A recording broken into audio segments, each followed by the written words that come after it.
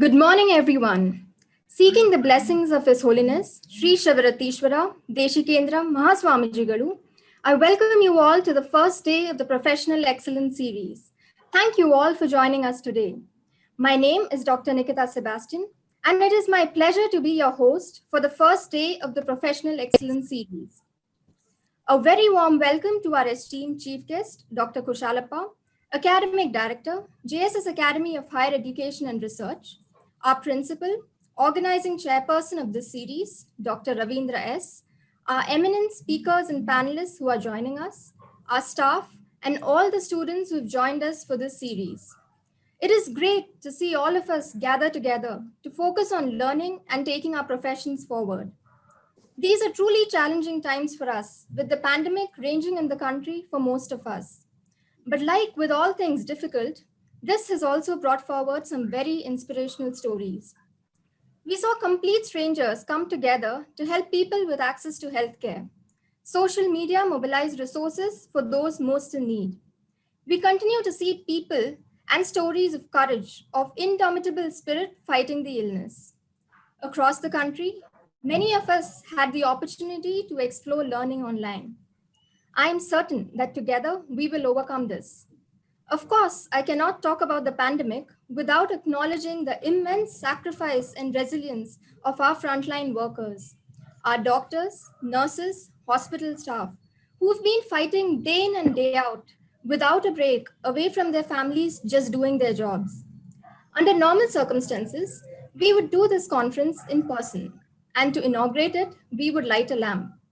Today, in recognition and gratitude, we will inaugurate this event with a song dedicated to our frontline staff. सर्वे भवन्तु सुखिनः सर्वे सन्तु निरामयाः सर्वे भद्राणि पश्यन्तु मा कश्चित् दुःखभाग् भवेत्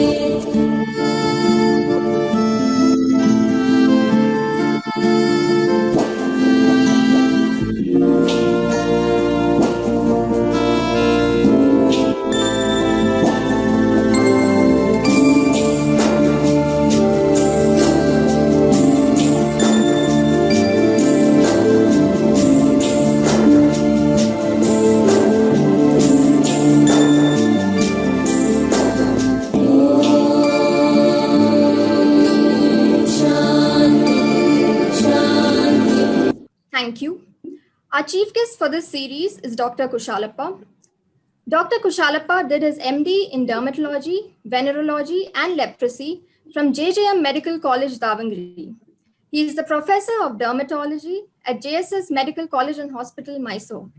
He is currently working as the director of academics in JSS Academy of Higher Education and Research, Mysore. He has a teaching experience of over 25 years and has multiple publications to his credit. He is the head of the Sports and Cultural Committee at JSS Academy. He is also an active member in several cultural and social committees, one of the most popular being Geet Gata Chal.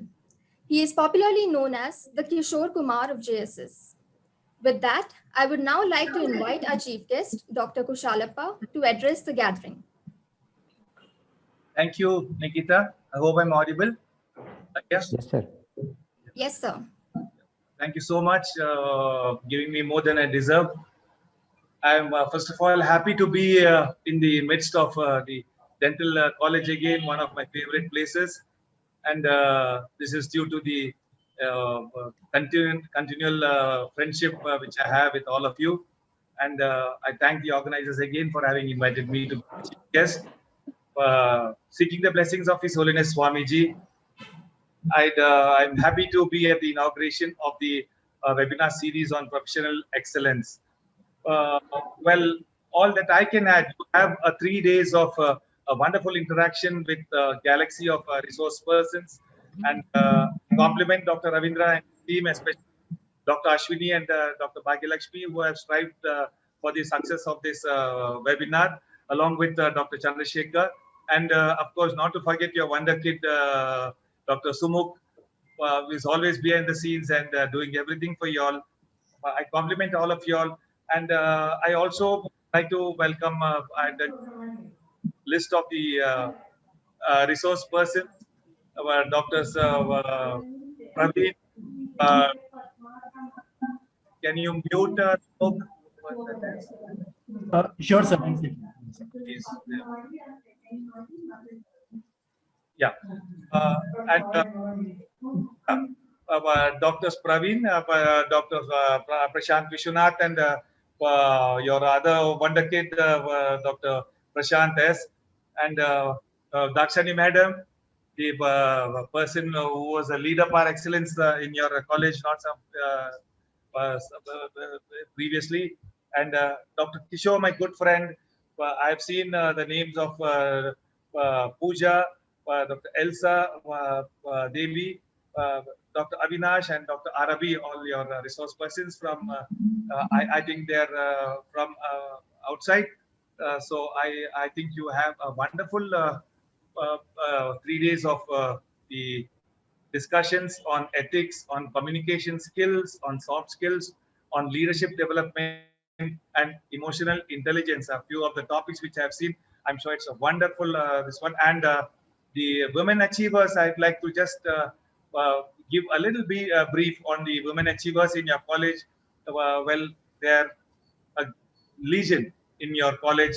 Be it, I can see Dr. Usha Hegde's name also there. She leading by example. She is an achiever, not just in the field of dentistry, in the field of sports also. So, what better person to talk to you about the achieving?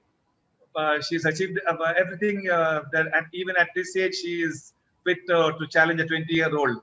So that's Usha for you. And Dr. Dakshani, you've all seen the leadership she gave to dental college and the leadership she's giving to you from the university now.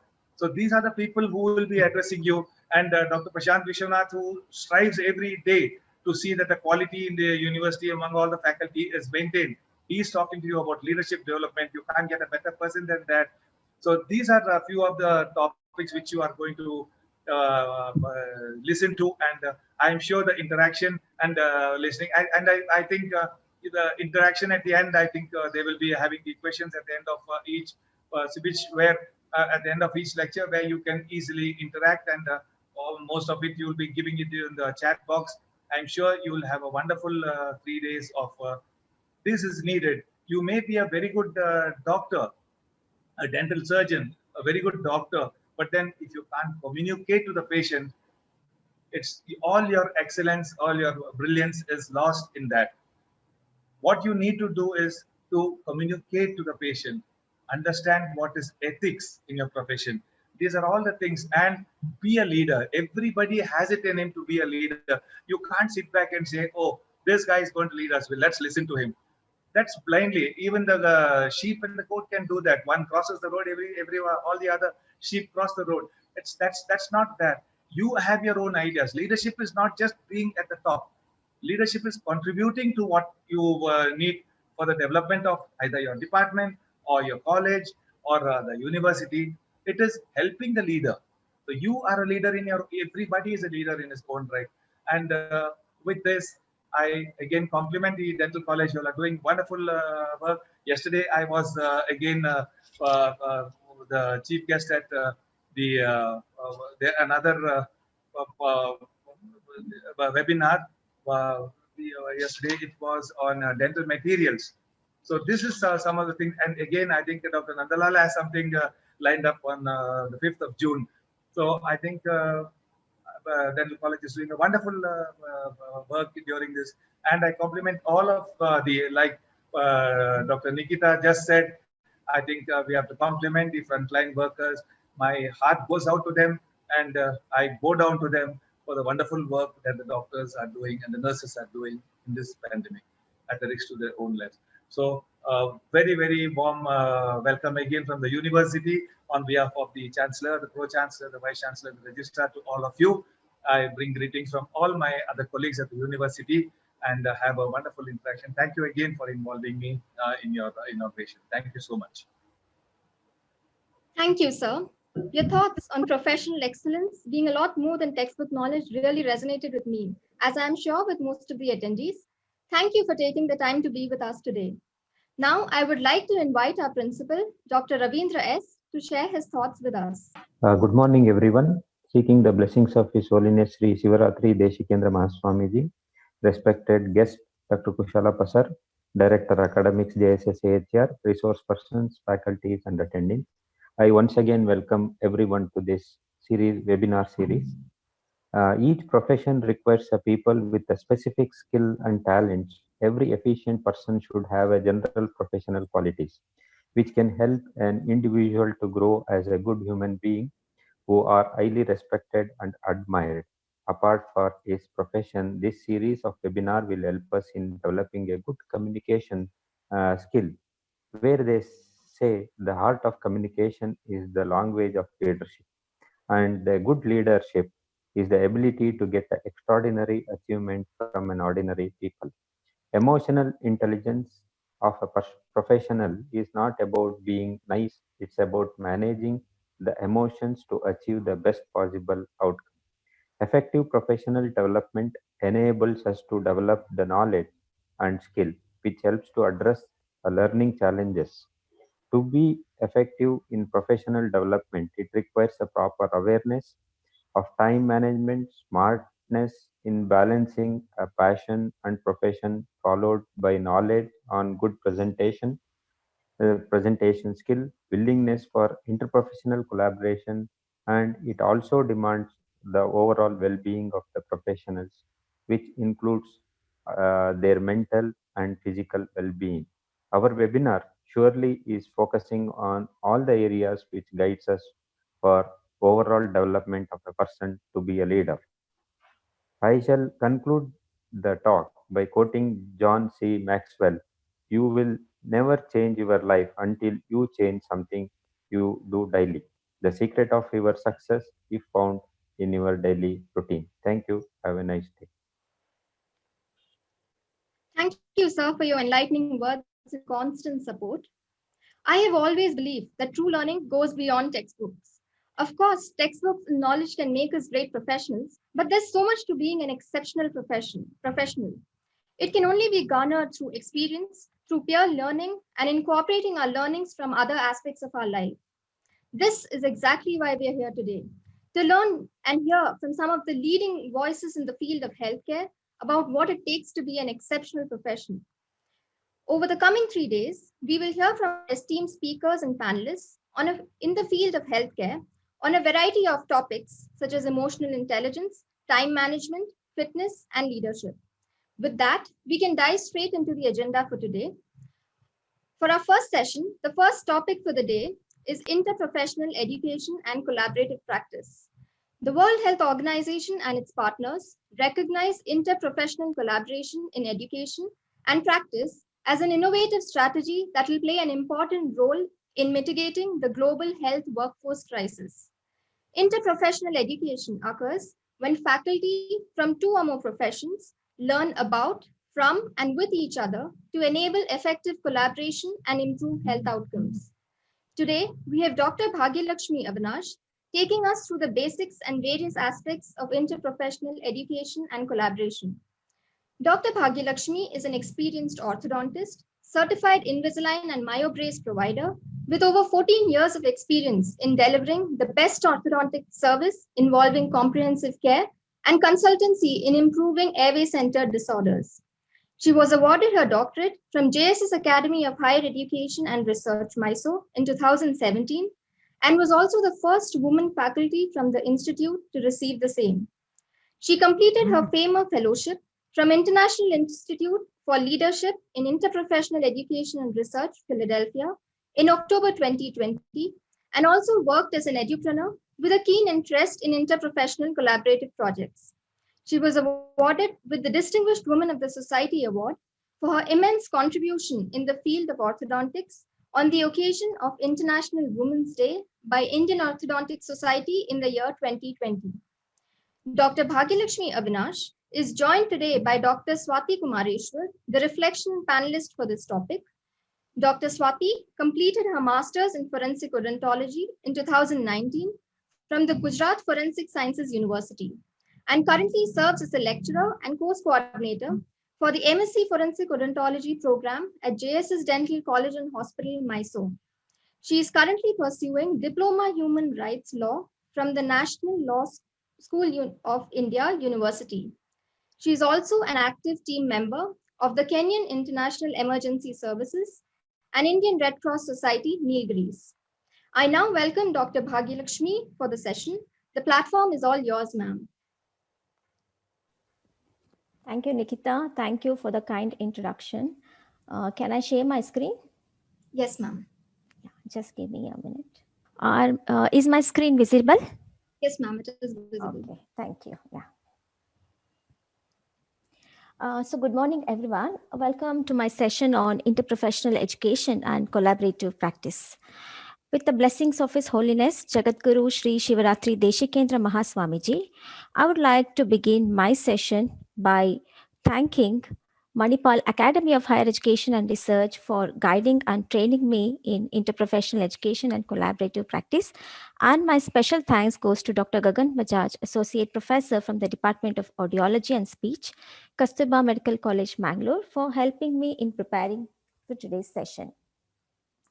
So before I get into my session, I request you all to reflect on your experience where you felt, I wish I had learned or worked alongside another professional to execute a skill or deliver service more effectively rather than learning or working alone.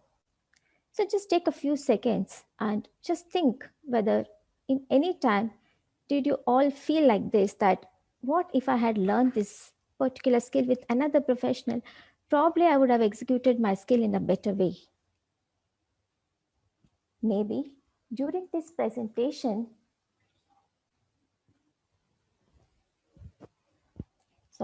maybe during this presentation, we may come across some ideas or concepts which can help achieve this wish.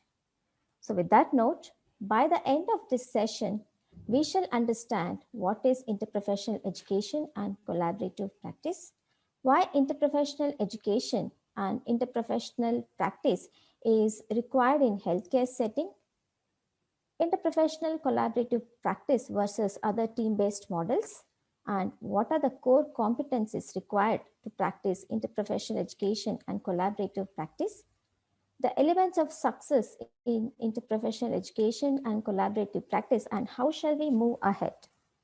So let's first understand what is this interprofessional education. Interprofessional education is an experience that occurs when students from two or more professions learn about, from, and with each other. And this is according to World Health Organization. So at the student level itself, that is when you're still learners, we are going to learn about, from, and with each other. For examples, challenges faced by a dentist while treating a diabetic patient, challenges faced by an OBG student while treating a periodontally compromised pregnant woman.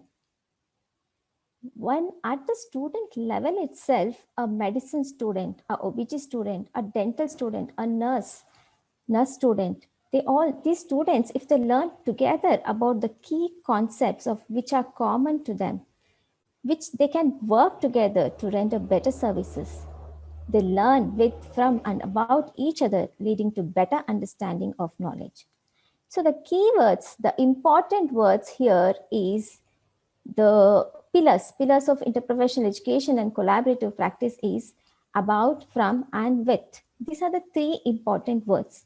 So in a nutshell, it is learning together to work together. So that's interprofessional education. Now, what is interprofessional collaborative practice? It is a step ahead of interprofessional education and ensuring that all what we learn together, all what we learned with, from, and about each other, now we are putting it into practice in clinical context. So interprofessional education and collaborative practice, according to World Health Organization, is that which happens when multiple healthcare workers from different professional backgrounds work together with families, with patients, caregivers, and communities to deliver the highest quality of care across the settings. So whatever the setting might be, Interprofessional collaborative practice is with the patient as a common factor. So the patient, improvised health is our common motto. So we all from different professional backgrounds, we come together with a single aim of delivering the highest quality of care. Let it be across any setting, whether it is community, whether I'm conducting a camp, whether I'm in a school setting, where I'm doing early identification of children with the certain health conditions, or whether I'm in an outpatient department, or I'm in a trauma center, in an ICU center, casualty center, wherever. So let it be any setting where I can work with a different profession who means significant at that time with a common aim of patient improved health outcome. So I hope that these terms, interprofessional education and interprofessional collaborative practice, are clear now. So in a nutshell, if I have to repeat, interprofessional education is learning with, from, and about each other, whereas interprofessional collaborative practice is executing what I have learned with, from, and about them. So why do we need interprofessional education and collaborative practice in healthcare settings? So to introduce that concept, I would like to take an example of a clinical scenario. Maybe as the clinical scenario unfolds, we can know about why we need interprofessional collaboration in healthcare settings. So this is the clinical scenario. I am presenting to you all a multi-speciality ward of a multi-speciality hospital where we have Mr. Prabhakaran and Mrs. Prabhakaran. Mr. Prabhakaran is admitted here since a week. He had stroke and he is here to receive all the rehabilitation services just with the desire to walk back home with his wife comfortably. So it's just one of those days in the hospital. It's 9 o'clock in the morning and Mr. Prabhakaran's physician is visiting him, and let's see what conversation is going to happen between them. Mrs. Prabhakaran asked the doctor, "Doctor, when will he start walking, talking, eating like before? I cannot see him like this anymore." And the doctor replies, "Well, ma'am, I have informed you before about the effect of stroke on his brain. His recovery is going to take time. Our physiologist, occupation therapist, sleep language pathologist not coming for therapy? What are they saying? By now he should be ready to talk and walk." It's 10 a.m. and the nurse arrives. Mrs. Prabhakaran tells the nurse, "Sister, doctor had told that this medicine will stop from today." And the nurse replies, "Ma'am, I'm unaware of any such instruction. Maybe the nurse on night duty knows about it." It's 11 a.m. Speech language therapist has come and Mrs. Prabhakaran asks her, "The dietitian told us to give him chapati from today." And the speech language therapist says, "No, I'm not going to take that risk. His oromotor function is still not ready for solids. He may choke. Though your dietitian has told he can take chapati, I'm not going to approve it." It's 12 o'clock. Food and nutrition specialist has come and she asks, "Hello, Mr. Prabhakaran, how many chapatis did you eat?" And Mrs. Prabhakaran says, "Ma'am, the speech therapist said he's not ready for chapati. She says he may choke. Why don't you talk to her?" It's 2 o'clock. Occupational therapist has come and Mrs. Prabhakaran asks him, "Sir, he's too tired today. Should he do these exercises?" And he replies, "But I have been asked to do so." It's 3 o'clock and the physiotherapist has come. Mrs. Prabhakaran asks, "How are these exercises different from what the other person just did? Why many of you come?" And he replies, "Well, madam, you won't be able to understand these technical things. Please make him do these exercises." It's 4 o'clock. The speech language therapist has again visited with the aim of making him speak, talk. And Mrs. Prabhakaran asks her, when will he be able to speak like before? He's just not improving. And she replies, He's always too fatigued after physiotherapy. He needs to cooperate for speech therapy. Now, at the end of all what has happened during the day in the ward, Mrs. Prabhakaran is disappointed. She's very displeasured. She doesn't understand what's going on, and she tells Mr. Prabhakaran, "It's been so many days here. Nobody tells clearly when can we go home. I'm worried about the hospital bill."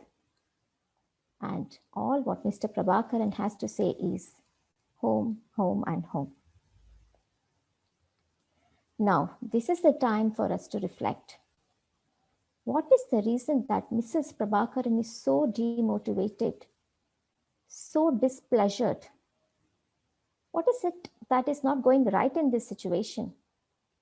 I mean, you all must be feeling upset and angry, right? They all could talk to each other, the professionals. They could talk to the patient. I mean, they could strategize better and look at the economic or financial burden on the patient. Who's going to pay those bills? And still the patient is not satisfied, still has no clarity what's going on with them. Doctors are not talking to each other. They all tell it to Mrs. Prabhakaran and she is supposed to convey it to them. So very clearly there is a lack of communication. There is no strategy. There is no planning in place. The message is not being conveyed. There is definitely a lack of teamwork. Nobody is taking that extra step to bring everyone together, discuss with the patient. And the best thing is everyone is coming with the intention, with the hope that Mr. Prabhakaran should become better, should get discharged, should be able to walk, talk, eat, and should be able to get back home. Every professional was punctually coming at that particular time to perform their duties. But despite that, for some reason, the common aim with which all are meeting, that is Mr. Prabhakaran's health, that somewhere is still not getting met. And all we can see is patient is actually psychologically, emotionally getting worse. And, ultimately we have that one common goal, patient's health has to improvise. So why can't they all come together like this? I mean, this is just a hypothetical depiction of the concept of interprofessional education and collaborative practice, which I am trying to impart here. Not that go to a ward and we all surround the patient like this. That's not what I'm saying. But interprofessional collaborative practice is, why can't all the concerned professionals or specialists along with Mrs. Prabhakaran, who is an important stakeholder, come together, plan, talk to each other, make a clear strategy of what has to be done, and then deliver the service, because ultimately each of the people have the central aim and objective as Mr. Prabhakaran's better health outcome. So why can't we all come together and have a discussion along with Mrs. Prabhakaran? And that's the concept of interprofessional education and collaborative practice, where all the professionals have a clear strategy. They meet periodically just to discuss. So the absence of interprofessional collaborative practice leads to, according to research, lack of critical information being conveyed, which is essential for patients' health, misinterpretation of information, unclear orders on phone, overlooked changes in status because one person sees the other may have missed. If interprofessional collaborative practice is followed judiciously, then there is going to be reduction in medical errors because communication gaps will be avoided, and it helps to reduce adverse drug reactions, decreased mortality rates, etc. And one most important point of interprofessional collaborative practice is faster treatment and optimal healthcare cost, which even the patient wants, because communication delays always frustrate patient and the health conditions worsen. And there is a study, Johnson Foundation study, which was done on 20 hospitals. So when they introduced the interprofessional collaborative practice model in their hospital, they reported that there was a decreased average length of stay by 0.6 days, increased annualized bed turn by 20%, increased discharges before noon by 20%. And then definitely it helps us to develop professionally. So interprofessional collaboration will make every team member play a vital role, leading to fostering mutual respect, and the mutual trust will develop between different healthcare professionals, and the team can work more cohesively, leading to lifelong learning. Also, it helps in improved patient health outcomes, because one important step in interprofessional collaborative practice is involving their families, the caregivers, into the entire process of interprofessional collaborative practice. Hence, there is definitely improved patient health outcome. So the next thing we have to see is interprofessional collaborative practice versus other team-based models like multidisciplinary and interdisciplinary approaches. So the next set of slides will help us to know how this interprofessional education and collaborative practice is little different than other team-based approaches like interdisciplinary and multidisciplinary approach. And though these differences are subtle, I would not say that interprofessional collaborative practice is absolutely different or out of the world compared to multidisciplinary or interdisciplinary approaches. But the point I'm going to make over here is we need to acknowledge and recognize how interprofessional collaborative practice is a better evolution, or is a few steps more updated version of multidisciplinary and interdisciplinary, and what we are doing now, where we are now, where we are going to lead. So all that. So let's look at these terms and try to understand how they are different from each other. So this is the multidisciplinary model. So when you look at the multidisciplinary approach, maybe the kind of approach we just understood about Mr. Prabhakaran's example can be thought of. Patient is in the center. All the concerned healthcare professionals come individually in solos. They address the patient needs and they go back. All the communication which happens between the patient and the particular professional. They never talk to each other. For example, pharmacy and nursing, they never interact with each other. Nursing never interacts with a social worker.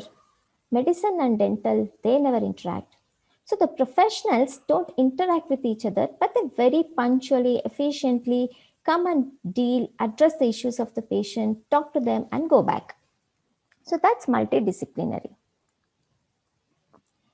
In interdisciplinary, this is little upgraded than multidisciplinary approach. Here, people, the professionals, they do talk a little, but once in a while.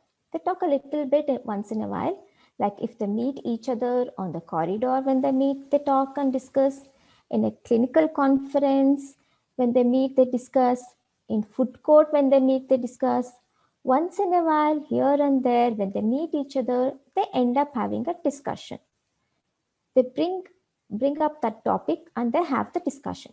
So as compared to multidisciplinary approach, in interdisciplinary approach, some communication does takes place where people do come together once in a while, but that once in a while is not planned. That once in a while is left to chance factor. And once in a while is not a scheduled meeting. And that's where we need to move to interprofessional approach model, where you see how you can appreciate the overlap between the professionals along with the patient. They overlap with each other as well as they discuss with each other. They all discuss with the patient as well. And this kind of discussion, which is patient-centered, is not by chance or once in a while.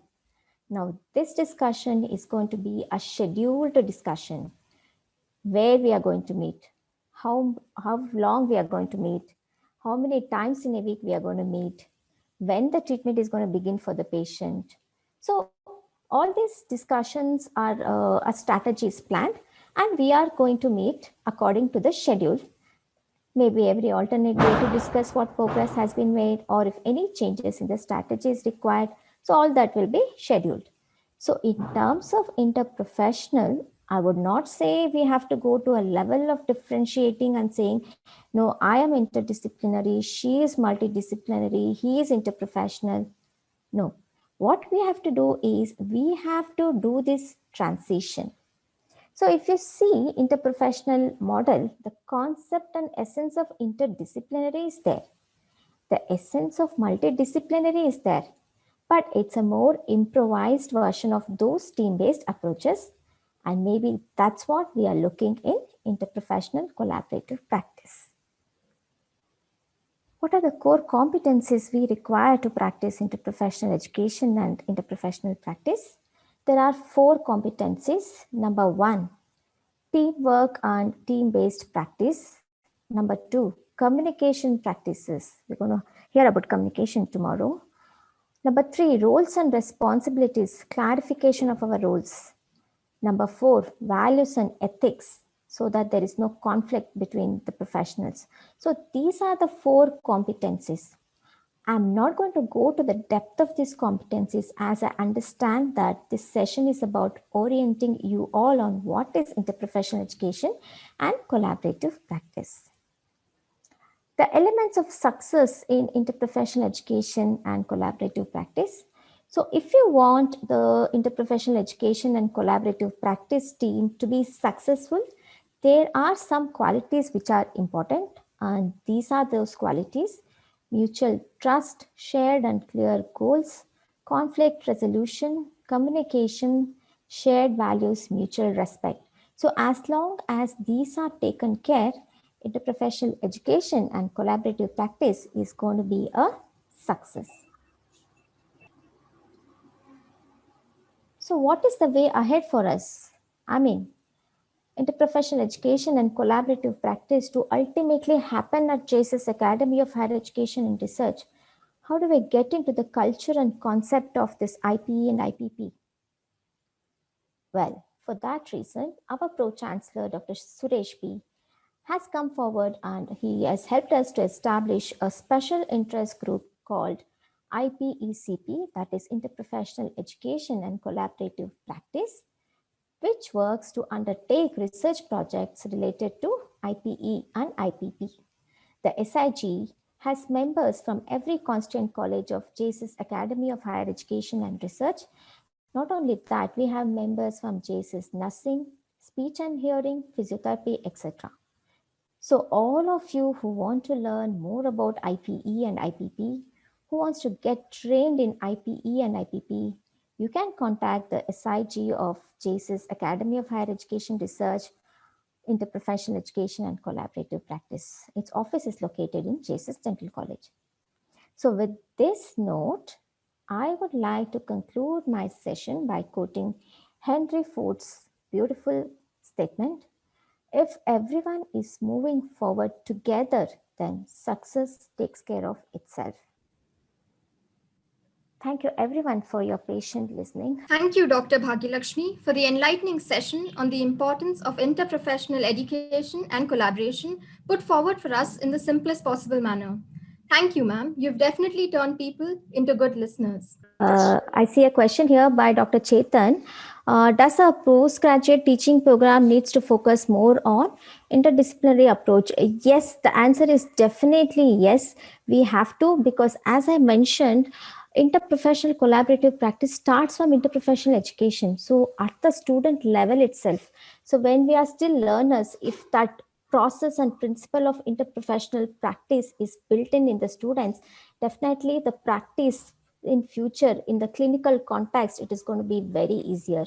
So we cannot expect the higher bodies to give that approval like DCI or MCI. At the individual level, probably we can take up few conditions like diabetes, like cleft lip and palate. So these are something which definitely requires an interprofessional approach. And yes, at the student level itself, we need to bring that concept among the learners.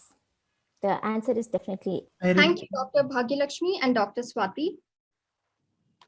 I would now like to request Dr. Bhagyalakshmi to accept our token of appreciation in the form of a certificate. And thank you, Dr. Swati, for sharing your insights. I request you to kindly accept our token of gratitude. Thank you, ma'am.